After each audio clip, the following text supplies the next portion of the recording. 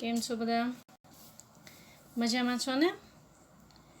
આજના 11 કોમર્સના એકાઉન્ટના લેક્ચરમાં શ્રી મારુતિ વિદ્યા મંદિરના વિદ્યાર્થીઓનું હાર્દિક સ્વાગત છે. અત્યારે આપણે એક ખાસ વાત એ કરવાની કે ઘણા સમયથી આપણે આ ઓનલાઈન ટીચિંગ કરી રહ્યા છીએ.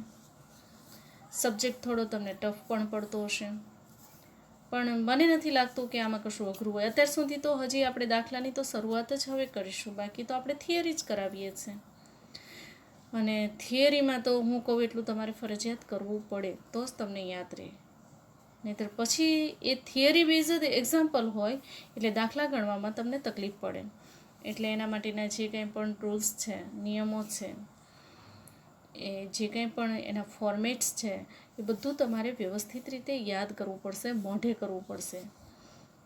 મેં અગાઉ પણ તમને કીધેલું છે, આજે ફરીથી કહું છું.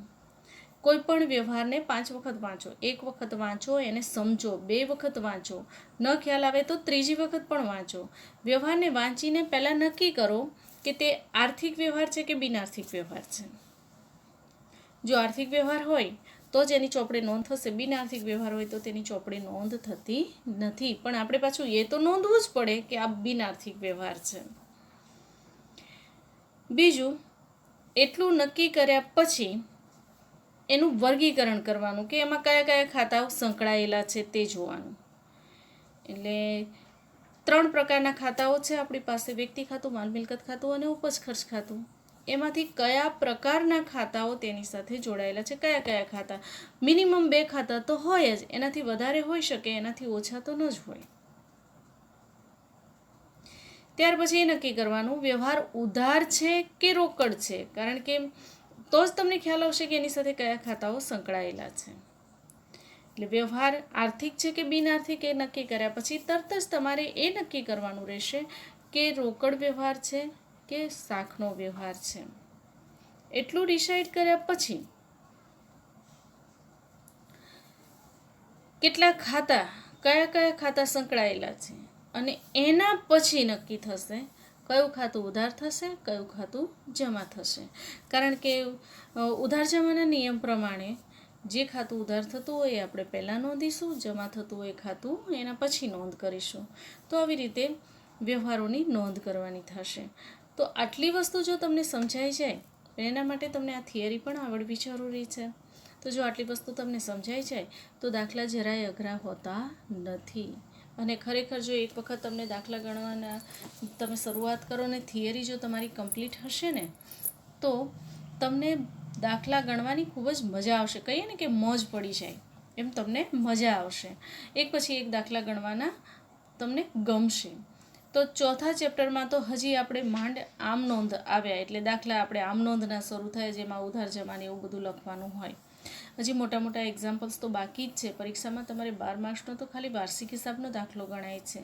અને 11મું બેઝ છે. 11મામાં તમે જે કાંઈ પણ વસ્તુ શીખો છો એના બેઝ પર જ તમારે 12મું BCom, MCom, BEd કે પછી CA કરવું હોય કે કાંઈ પણ તમારે જે કાંઈ પણ અભ્યાસ કરવો હોય ત્યારે આ બધા એના જે નિયમો છે એ બધી જ વસ્તુઓ તમારે તેની તે જ રહેશે. એવી જ રીતે તમારે દાખલા ગણવાના રહેશે અને અભ્યાસમાં અને વ્યવહારમાં પણ તેનો ઉપયોગ કરવાનો રહેશે. એટલે આ વસ્તુ દરેક જણે ખાસ યાદ રાખવાની. વારંવાર કહું છું, જેટલું પણ કહું તેટલું તમારે ફરજિયાતપણે પાક્કું કરી નાખવાનું રહેશે. જો તમે મોઢે નહીં કર્યું હોય તો પછી તમને એમાં જલ્દીથી સમજણ નહીં પડે. પછી એમ કે અમને તો એકાઉન્ટમાં ટપ્પો જ નથી પડતો, તો એમ કહેતા પહેલાં પણ આપણને શરમ આવવી જોઈએ. કારણ કે આપણે તૈયારી જ ન કરી હોય તો આપણને ન આવડે. અને એટલા માટે સૌથી પહેલો દોષ આપણો ગણાય. કારણ કે જો તમને નથી સમજાતું તો તમે મને કહો, હું તમને ફરીથી સમજાવીશ. પણ એના માટે હું કહું એટલું તમારે ફરજિયાત કરવાનું રહેશે. આપણે તો લિંક મોકલીએ છીએ એટલે બહુ સારી બાબત છે કે જ્યારે પણ જોઈએ ત્યારે તમે તેને ઓપન કરીને ફરીથી તેને સાંભળી શકો છો, દાખલા ગણી શકો છો, એમ તમે અભ્યાસ કરી શકો છો. તો ચોથા ચેપ્ટરની આપણે જે વાત કરીએ છીએ એમાં આપણે જીએસટી સિવાયના એક્ઝામ્પલ્સ બધા ગણી નાખ્યા છે. લાસ્ટ લેક્ચરમાં આપણે એમ વાત થઈ હતી કે જીએસટીના દાખલાઓ આપણે હવે પછીના લેક્ચરમાં લઈશું. અને આમ જોવા જઈએ તો આ એક લેક્ચરમાં જીએસટીના બધા એક્ઝામ્પલ્સ ક્લિયર થઈ જાય. પરંતુ આજે જ તમને ખ્યાલ હશે કે ન્યૂઝપેપરમાં તારીખ 6ના ન્યૂઝપેપરની અંદર અને યુટ્યુબમાં અને મીડિયામાં અને બધામાં આ બાબત ડિક્લેર કરી દેવામાં આવી છે કે આપણા શિક્ષણ મંત્રીએ હવે પછી સ્કૂલો 15મીથી શરૂ થઈ શકશે એવી વાત કરી છે. સાથે સાથે 30% સિલેબસ ઘટાડાની વાત થઈ છે. આપણો મેઇન મુદ્દો એ છે. તો આપણે સીધા પોઈન્ટ પર આવીએ કે 30% સિલેબસ ઘટાડવાની વાત થઈ છે. તો આ 30% સિલેબસની અંદર કેટલાક ચેપ્ટર સાવ ન ભણાવવામાં આવે એવું પણ બને, અને કેટલાક આપણો જે કંઈ પણ સિલેબસ છે ને એમાંથી અમુક મુદ્દાઓ કાઢી નાખવામાં આવ્યા છે. એમાં એક મુદ્દો જીએસટીનો બી લગભગ નીકળી જશે, એટલે એના દાખલા આપણે અત્યારે ગણાવતા નથી. જો જીએસટીનો મુદ્દો અભ્યાસક્રમમાં સામેલ રહેશે તો પછીથી ગમે ત્યારે, અથવા તમે રૂબરૂ આવશો ત્યારે, અથવા તો પછીના કોઈ પણ લેક્ચરની અંદર એ જીએસટીને લગતા જેટલા એક્ઝામ્પલ્સ છે એ તમને ક્લિયર કરાવી દઈશું. અત્યારે આપણે એની પાછળ ટાઈમ વેસ્ટ કરતા નથી.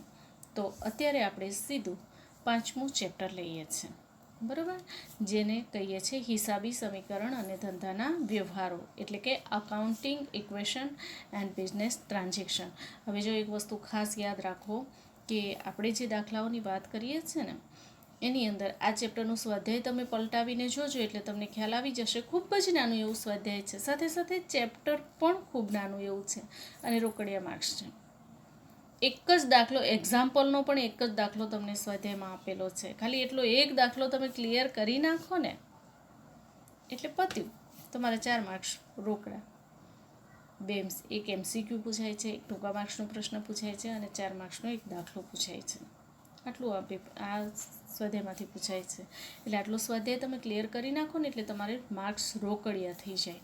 પણ એના માટે તમારે તૈયારી કરવી પડે અને એનું વ્યવસ્થિત રીતે સમજવું પણ પડે. તો હવે આપણે વાત કરીએ છીએ અકાઉન્ટિંગ ઇક્વેશન એન્ડ બિઝનેસ ટ્રાન્ઝેક્શનની. ખૂબ જ નાનું ચેપ્ટર છે અને રકમ પછી ગમે તે હોય, કારણ કે બેઠા જ દાખલા પૂછાય એવું જરૂરી નથી. રકમમાં તો ચેન્જીસ થતા જ રહે. તમને એના નિયમો આવડતા હોય, એની પદ્ધતિ આવડતી હોય તો પછી રકમ કોઈ પણ હોય એનાથી કાંઈ ફરક પડતો નથી. માત્ર રકમમાં ચેન્જીસ થાય છે.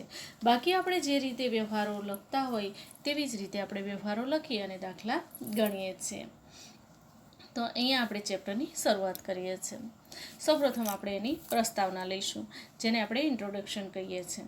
એટલે નાણાકીય હિસાબી પદ્ધતિને મહત્ત્વનો ઉદ્દેશ એ નાણાકીય હિસાબો તૈયાર કરવાનો છે. આપણે જે કંઈ પણ વ્યવહારો લખીએ છીએ ને એ વ્યવહારો તૈયાર કરીને હિસાબો લખવા માટેનો તેનો મુખ્ય ઉદ્દેશ હોય છે. તો એમાં આપણે કયા હિસાબો તૈયાર કરીએ છીએ? તો એક તો વેપાર ખાતું, નફા નુકસાન ખાતું અને પાકું સરવૈયું. આ 3 ખાતાનો તેની અંદર સમાવેશ કરવામાં આવે છે.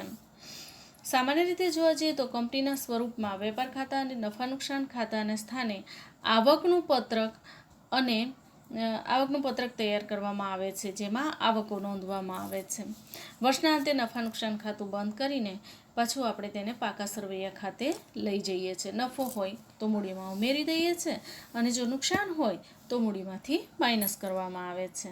તો નફો કે નુકસાન એ પાકા સરવૈયામાં લઈ જવામાં આવે છે. આ અંગેની વિગતવાર સમજૂતી આપણે હવે પછીનું જે ચેપ્ટર છે એની અંદર ડિટેલમાં તેની ડિસ્કસ કરવામાં આવી છે, ત્યારે પાછા આપણે ફરીથી તે વિશેની ચર્ચા કરીશું. સામાન્ય રીતે વર્ષના અંતે પાકું સરવૈયું તૈયાર કરીને એ વાર્ષિક હિસાબો તૈયાર કરવામાં આવતા હોય છે.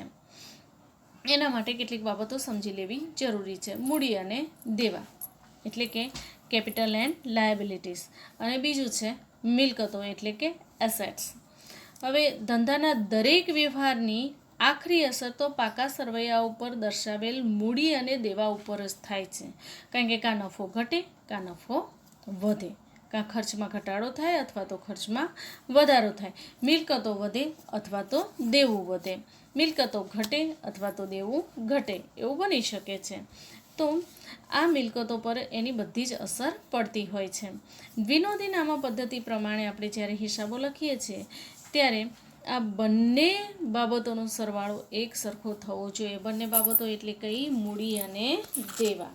એ બંનેનો સરવાળો એક સરખો થવો જોઈએ. એટલે કે મૂડી અને દેવાનો જે સરવાળો છે એ સરવાળાને આપણે મિલકતો સાથે સરખામણી કરવાની. એટલે મિલકતોનો અને મૂડી અને દેવાનો સરવાળો સરખો થવો જોઈએ. હિસાબી પદ્ધતિમાં આ અંગેની એની જે ભાષા છે એમાં મૂડી અને દેવા બાજુ, મિલકત અને લેણા બાજુ એમ બે રીતે આપણે એને ઓળખીએ છીએ. એક સાઈડને આપણે મૂડી અને દેવા કહીએ છીએ, સામેની સાઈડમાં આપણે મિલકત અને લેણા તરીકે ઓળખીએ છીએ. આ બાબતને સમીકરણ સ્વરૂપે રજૂ કરવામાં આવી છે. એટલે હિસાબી સમીકરણની જ આપણે હજી ડિસ્કસ કરી રહ્યા છીએ. તો હિસાબી સમીકરણની અંદર જો આપણે તેને રજૂ કરવી હોય તો શાબ્દિક રીતે લખીએ તો મિલકતો બરાબર મૂડી વત્તા દેવા, બરાબર, અથવા તો F is equal to C plus L. એટલે F for assets, C for capitals and L for liabilities. તો આવી રીતે મિલકતો એક બાજુ અને કેપિટલ ને લાયબિલિટીઝ એક બાજુ. દાખલા તરીકે એસેટ્સ આપણી 50,000 છે, લાયબિલિટીઝ 20,000 છે અને કેપિટલ 30,000 છે. તો બંને બાજુ સરખા થઈ ગયા, બરાબર.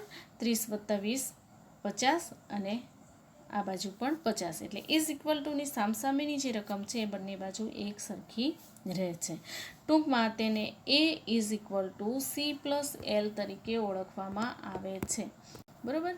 જો અહીંયા આપણને સમીકરણ આપવામાં આવેલું છે એ હું તમને ઝૂમ કરીને બતાવી રહી છું. A is equal to C plus L. એનો અર્થ એ થયો કે assets is equal two Capitals plus liabilities. જો ઉપર તમને ઇંગ્લિશમાં પણ આપેલું છે, assets is equal two capital plus liabilities. તો વ્યવહારો રજૂ કરવા માટે આની ઉપયોગ કરવામાં આવતો હોય છે. આમ જોવા જઈએ તો તેવા સંજોગોમાં પ્રણાલિકાગત અભિગમની અંદર વ્યક્તિ ખાતા, માલ મિલકતના ખાતા અને ઉપજ ખર્ચના ખાતા, એટલે ખાતાઓનો તેની અંદર સમાવેશ કરવામાં આવે છે. આ અભિગમમાં ઉપરના નિયમોને આધારે આમનોંધથી શરૂ કરીને છેવટે એટલે કે છેલ્લે નાણાકીય હિસાબો તૈયાર કરવામાં આવે છે. એટલે આમનોંધથી શરૂઆત કરવામાં આવે છે અને છેલ્લે નાણાકીય હિસાબો તૈયાર કરવામાં આવે છે, એટલે કે પાકું સરવૈયું તૈયાર કરવામાં આવે છે. હિસાબી સમીકરણ વ્યવહારની સીધી અસર પાકા સરવૈયામાં પડે છે. એટલે પાકા સરવૈયા દ્વારા આપણે વ્યવહારોની જે અસર થાય છે તેના વિશે આપણે સમજી શકીએ છીએ અને તેના વિશે આપણે વ્યવસ્થિત રીતે સમજૂતી કેળવીને દાખલા પણ ગણી શકીએ છીએ. હવે એનો બીજો પોઈન્ટ છે હિસાબી સમીકરણ અને વ્યવહારો, એટલે કે કાઉન્ટિંગ ઇક્વેશન એન્ડ ટ્રાન્ઝેક્શન. તો આ જે સમીકરણવાળો અભિગમ જે છે એમાં વ્યવહારની સીધી અસર મિલકત અને મૂડી દેવા પર દર્શાવવામાં આવે છે. આ અગાઉ ખાતાના પ્રકાર અને તેના નિયમોને આપણે અભ્યાસ કરી ચૂક્યા છીએ, જેમાં આમનોંધ કેવી રીતે લખાય તે અંગેની જાણકારી મેળવી. ઉપરના નિયમો ધ્યાનમાં લઈને સમીકરણની પદ્ધતિની જાણકારી મેળવીએ. સમીકરણ પદ્ધતિના અમલ વખતે ધંધાના વ્યવહારોને વર્ગીકૃત કરી દેવામાં આવે છે, જેથી કરીને સમીકરણ દ્વારા તેને મૂકી અને વ્યવસ્થિત રીતે આપણે તેનો દાખલો ગણી શકીએ. તો જુઓ, એમાં પાછા બે ભાગ પાડવામાં આવે છે, માલને લગતા વ્યવહારો અને ઉપજ ખર્ચને લગતા વ્યવહારો. વ્યવહારોને પાછા બે અલગ રીતે વહેંચી દેવામાં આવે છે.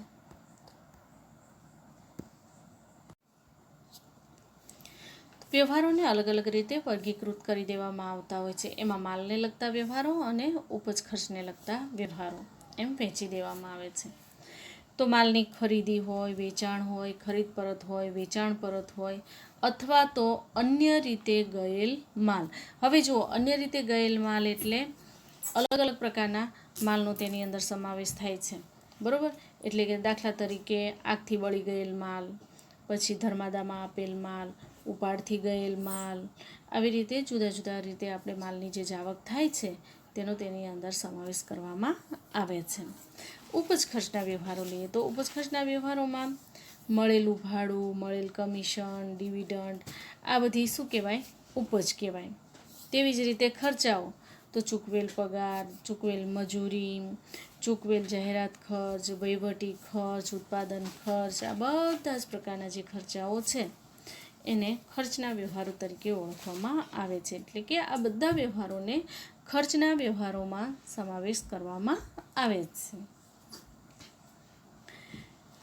હવે ખરીદ વેચાણમાં જોઈએ તો મિલકતની ખરીદી અને વેચાણ અંગેના વ્યવહારોની પણ તેની અંદર નોંધ કરવામાં આવે છે. હવે જુઓ, માલના ખરીદ વેચાણના વ્યવહારો પુષ્કળ પ્રમાણમાં અને વારંવાર થતા હોય છે, જ્યારે મિલકતની ખરીદી અને વેચાણના પ્રસંગો ક્યારેક જ બનતા હોય છે, પરંતુ તેની સુદૃઢપણે નોંધ રાખવામાં આવે છે. ત્રીજું છે નાણાં ઉછીના લેવા, એને લગતા અને નાણાં ઉછીના પરતને લગતા વ્યવહારો. બરાબર, કોઈની પાસેથી આપણે નાણાં લઈએ છીએ તો નાણાં ઉછીના લઈએ છીએ તે અંગેના વ્યવહારોની નોંધ કરવામાં આવે છે, અને તેવી જ રીતે લીધેલા નાણાં આપણે કોઈપણ વ્યક્તિઓને પરત કરીએ છીએ ત્યારે તે અંગેની નોંધ કરવામાં આવે છે.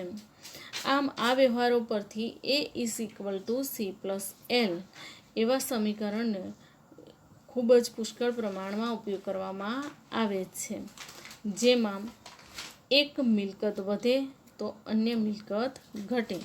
આ ફેરફાર જે છે એ માત્ર અને માત્ર મિલકતને લગતા વ્યવહારોને લાગુ પડે છે. ફક્ત એમાં વધારો ઘટાડો થાય અથવા તો એ અને સીમાં વધારો થાય અથવા ઘટાડો થાય, એ અને એલમાં વધારો થાય અથવા ઘટાડો થાય, સી અને એલમાં વધારો થાય અથવા ઘટાડો થાય. તો આવી રીતે અલગ અલગ વ્યવહારો તેની અંદર નોંધવામાં આવે છે, અને આ વ્યવહારોને નોંધ્યા પછી એવી રીતે દર્શાવવામાં આવે છે. તો કેવી રીતે કયા સંજોગોમાં વધારો કે ઘટાડો થાય તે બાબતોની આપણે ચર્ચા કરીશું.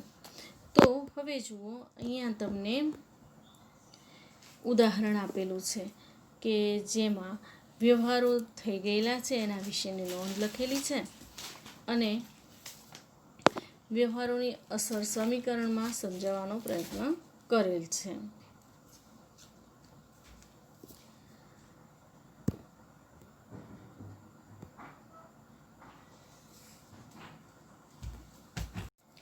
તો હવે એ બાબતને સમજવા માટે આપણે ઉદાહરણને પહેલાં સમજવાનો પ્રયત્ન કરીશું. જો આમ તો હું ઉદાહરણ સમજાવતી નથી, હું એ સિવાયના એક્ઝામ્પલ્સ કરાવું છું, અને ઉદાહરણ તમારે તમારી જાતે જ કરવાના હોય છે. બરાબર, જ્યાં અટકો ત્યાં મને પૂછી લેવાનું. અત્યારે આપણે જે ઉદાહરણની વાત કરી રહ્યા છીએ એમાં તમને ખાસ મારે સમજણ આપવાની કે જો પહેલું જે ભાગ છે, પહેલા પેજમાં આમ નોંધ આપેલી છે, એટલે વ્યવહારની આમ નોંધ આપેલી છે. તો આ વ્યવહારની અંદર જે કાંઈ પણ વ્યવહારો આપણે લખીએ છીએ એ વ્યવહારોમાં આમ નોંધના પેજ ફોલ્ડ કરવાના. બરાબર, આમ નોંધ દર વખતે દોરવી જરૂરી નથી. તમે પેજ ફોલ્ડ કરી દો એટલે તમે આસાનીથી એમાં લખી શકો છો. તો આ એક પેજ થયું. એની સામેનું બીજું પેજ જે છે એમાં આપણે મિલકતોનું જે સૂત્ર છે A=C+L એ લખીશું.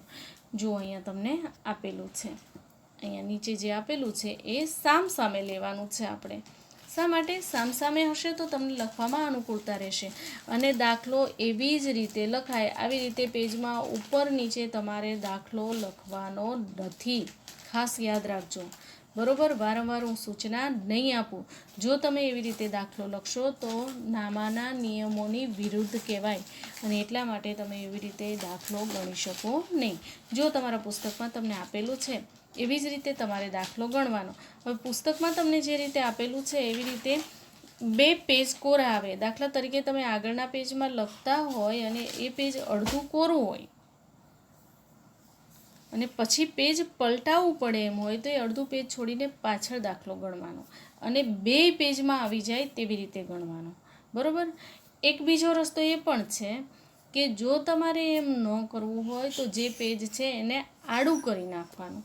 એટલે કે તમારો ચોપડો તમારે ઊભો ચોપડો હોય A4 સાઇઝનો, તો એ ચોપડો તમારે આડો કરી નાખવાનો. એટલે તમારી જે લાઈનો છે ને, આડી લાઈનો કે જેની અંદર તમે લખો છો એ તમારી લાઈનો ઊભી થઈ જશે. એવી રીતે તમારે લખવાનું રહેશે. એટલે હવે પછી હું વારંવાર સૂચના નહીં આપું. અત્યારે હું તમને જે કહું છું એ તમારે દરેક જણે ખૂબ જ વ્યવસ્થિત રીતે સમજીને પ્રયત્ન કરવાનો. બરાબર, અને એવી જ રીતે લખાય. ખોટી રીતે લખેલો દાખલો ખોટો પડે. તમે ગણ્યું હોય સાચું, ગણતરી સાચી લખી હોય, આમનો પણ સાચી લખી હોય, પણ રીત જ ખોટી હોય તો એના માર્ક્સ મળી શકતા નથી. નામાનો નિયમ છે કે આમાં ગ્રામેટિકલ મિસ્ટેકને ધ્યાનમાં લેવામાં નથી આવતી. એટલે જો તમારો જવાબ સાચો હોય તો એક પણ માર્ક્સ કાપ્યા વિના પૂરેપૂરા માર્ક્સ આપવામાં આવે છે. પણ દાખલા જે રીતે લખાતા હોય તેવી જ રીતે લખાય.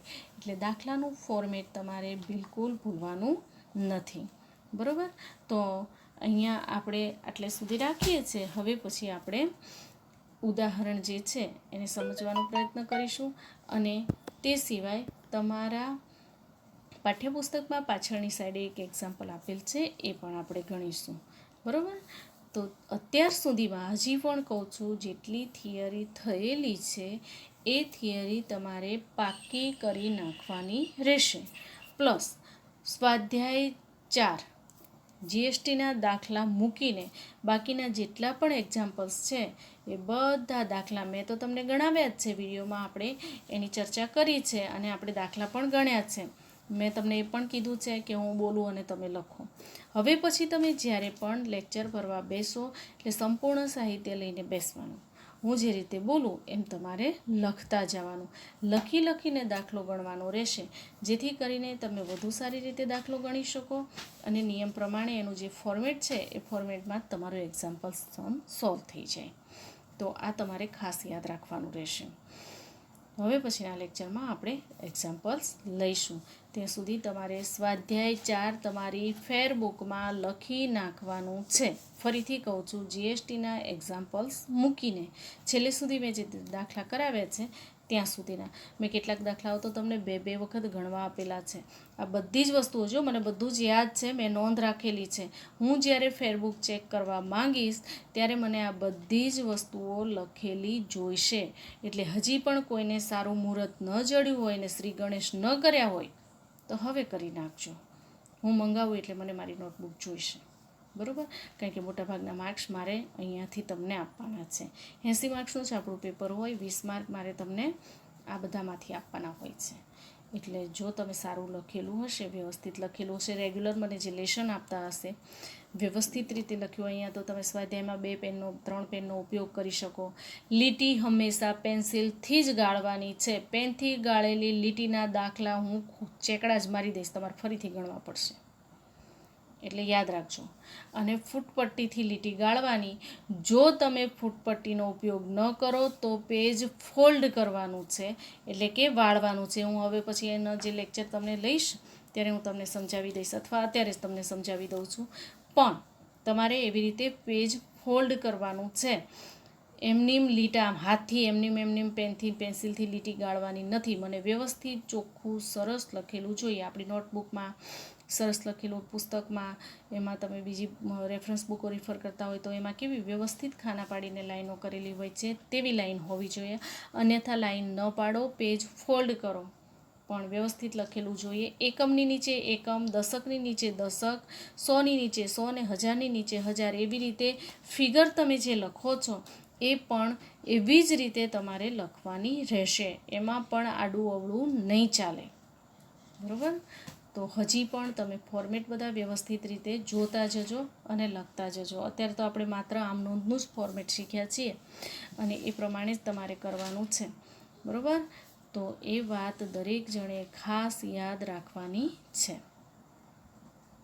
જુઓ, અહીંયા ધ્યાન આપો. આ તમારું પેજ છે. હંમેશા તમે પેજ, નોટબુક જે પસંદ કરો એ તમારે આમ વધારે લેન્થ હોય તેવી પસંદ કરવાની. લાંબી તો હોય જ, પણ સાથે સાથે પહોળી પણ હોય એવી તમારે નોટબુક પસંદ કરવાની. જ્યારે તમે લખો છો ત્યારે તમારે હંમેશા એમ માની લેવાનું કે તમારું આ જે પુસ્તક છે, નોટબુક છે, એમાં લીટી પણ નથી અને હાંસિયો પણ નથી, એમ સમજીને તમારે દાખલો ગણવાનો છે. પહેલી જે લાઈન છે ત્યાં તમારે તારીખ સમજી લેવાની અને પછી તમારે જ્યાં અહીંયાથી તમારે આવી રીતે પેજ ફોલ્ડ કરવાનું છે. એટલે ધારો કે આ તમારું પેજ છે, તો આ રકમનું ખાનું છે, આ એક, આ બીજું, એટલે 2 ખાના થયા, ઉધાર અને જમા. હવે ત્રીજું જે છે, ખાપાનું ખાનું નાનું હોય એટલે એ આટલું જ બનાવવાનું. જો તમને આ ધરી પરથી ખ્યાલ આવી જશે, બરાબર? એ નાનું બનાવવાનું. હવે આને આમ ખોલી નાખવાનું, બીજું કાંઈ જ કરવાની જરૂર નથી. આટલું કરશો ને એટલે તમને ફાયદો એ થશે કે અલગ અલગ લીટી પાડવામાંથી તમે બચી જશો અને તમારો ટાઈમ પણ બચશે. ઉપર તમારે હેડિંગ આપવાનું છે. આ જે લાઈન છે ત્યાં તમે તારીખ આપી દો, આ વિગત રહેશે, અહીંયા ખાપા રહેશે, આ ઉધાર અને આ જમા, બરાબર? આમ કરવાથી ફાયદો એ થશે, સપોઝ કે તમારો દાખલો આટલામાં પૂરો થઈ જાય છે તો અહીંયા તમે ટોટલ મારી શકશો. એટલે નીચેની લાઈનોમાં વળી પાછું સળંગ તમારે જે કાંઈ પણ લખવું હોય એ તમે લખી શકો. પછી જ્યારે પાછળ તમે ફેરવો એટલે પાછું તમારે જે રીતે પેજ ફોલ્ડ કરવાનું આવે તેવી રીતે તમારે કરવાનું રહેશે, બરાબર? એટલે તમને ફાયદો એ થશે કે જો તમે લાઈનો ગાળતા હશો ફૂટપટ્ટીથી, એટલે કે સ્કેલની મદદથી તમે લાઈન ગાળો છો ને તમે આટલે સુધી લાઈન ગાળીને દાખલો તમારો આટલો છે તો વળી પાછી તમારે ફરીથી આ બધી લાઈનો લાંબી કરવી પડે. અને જો તમે એમ નથી કરતા ને છેક સુધી લાઈનો ગાળી નાખો છો, દાખલો તમારો આટલે પૂરો થઈ ગયો તો આટલી લાઈનો તમારી કોરી રહેશે, જે તમારે વેસ્ટ જશે. અને જો તમે એવી લાઈનોમાં અહીંયા સરવાળો મારી અને પછી અહીંયા લખશો તો એ સારું ન લાગે અને હું ચલાવી પણ નહીં લઉં. એટલે તમારે વ્યવસ્થિત રીતે લખવાનું રહેશે. આ બાબત દરેક વિદ્યાર્થીઓએ ખાસ યાદ રાખવાની. હું વારંવાર તમને સૂચના આપું છું કે આ વસ્તુનો તમને ખ્યાલ આવે. શરૂઆતમાં તમને ન સમજાય તો એવું બને તો તમે પહેલાં તમારી મેળે એને ફોલ્ડ કરીને વ્યવસ્થિત રીતે લખવાનો પ્રયત્ન કરજો. 1-2 વાર ફોલ્ડ કરશો એટલે તમને ખ્યાલ આવી જશે. આ ઉધાર જમાનું ફેસ થયું અને આ ખાપા થયું, બરાબર? આ જે ધાર ઉપસેલી છે ત્યાંથી તમારું ખાનું શરૂ થાય છે અને ત્યાં પૂરું થાય છે. ખાપા, ઉધાર અને જમા. અહીંયા વિગત આવશે, અહીંયા તારીખ આવશે, ઉપર આપણે હેડિંગ આપીશું. એટલે આવી રીતે તમારે લખવાનું રહેશે. એટલે પેજ ફોલ્ડ કરવાથી તમને ખૂબ જ ફાયદો થશે અને વધુ સારી રીતે તમે લખી શકશો. તો તમારે એવી જ રીતે લખવાનું રહેશે. અને એમ લખશો એમ તમને ફાયદો થશે. આ તો તમે અત્યારે ક્લાસમાં હાજર નથી, બાકી હું કોઈને સ્કેલ વડે લીટી પાડવાનું કહેતી જ નથી. એના માટે આપણે ટાઈમ વેસ્ટ કરવાની કાંઈ જ જરૂર નથી. આવી રીતે કરી અને આપણે વ્યવસ્થિત રીતે ખૂબ જ સારી રીતે લખી શકીએ છીએ. 50 ચોપડા પડ્યા હોય ને, આપણા પોતાના 15 ચોપડા ભરેલા પડ્યા હોય ને, એમાં એક ચોપડો પણ આપણો એકાઉન્ટનો હોય એટલે આપણને આમ પડ્યો હોય ને ત્યાં જ ખબર પડી જાય. પેજ ફોલ્ડ થયેલા હોય ને એટલે એની જે શાર્પનેસ છે એમાં ચેન્જ આવી જાય એટલે આપણને ખબર પડી જાય કે આ એકાઉન્ટના વિષયનો ચોપડો છે. એટલે આવી રીતે તમારે પેજ ફોલ્ડ કરી નાખવાના. આ આમનોંધનું ફોલ્ડિંગ છે. પછી બીજું જે આવશે એનું પાછું આપણે અલગથી પેજ ફોલ્ડ કરશું. ટૂંકમાં જ્યાં જ્યાં ડાર્ક લાઇન કરેલી છે તમારા પુસ્તકમાં જોઈ લો, જ્યાં જ્યાં આ ડાર્ક લાઇન કરેલી છે, અહીંયા આ દાખલો અલગ છે એટલે આ ખાનું મોટું છે.